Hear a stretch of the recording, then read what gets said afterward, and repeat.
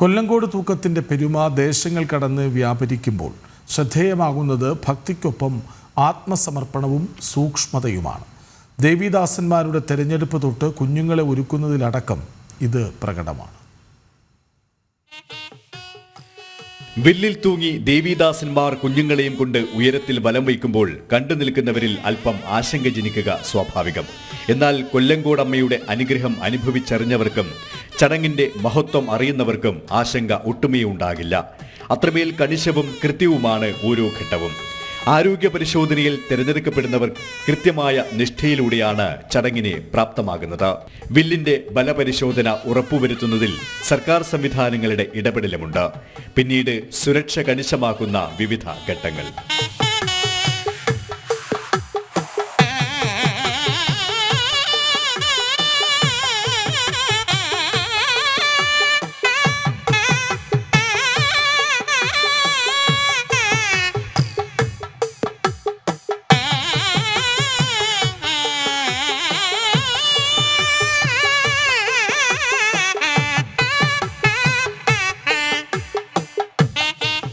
കുഞ്ഞുങ്ങൾക്കും സൂക്ഷ്മതയോടെയാണ് അതീവ സുരക്ഷ ഉറപ്പാക്കുന്നത്.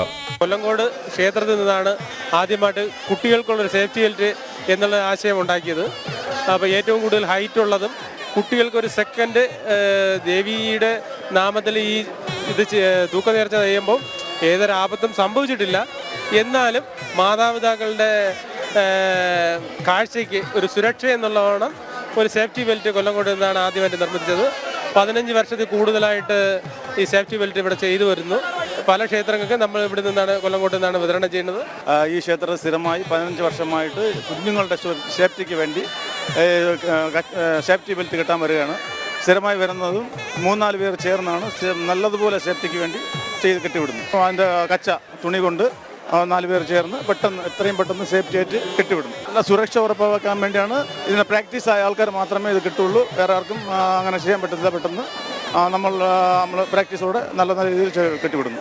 പ്രാർത്ഥനാ നിർഭരമായ ഓരോ പ്രദക്ഷിണവും കഴിയുമ്പോൾ അത് ഒരുമയുടെ സമർപ്പണം തന്നെയാണ്. ഒപ്പം അടുത്ത മഹോത്സവത്തിനായുള്ള കാത്തിരിപ്പും. ജനം, കൊല്ലങ്കോട്.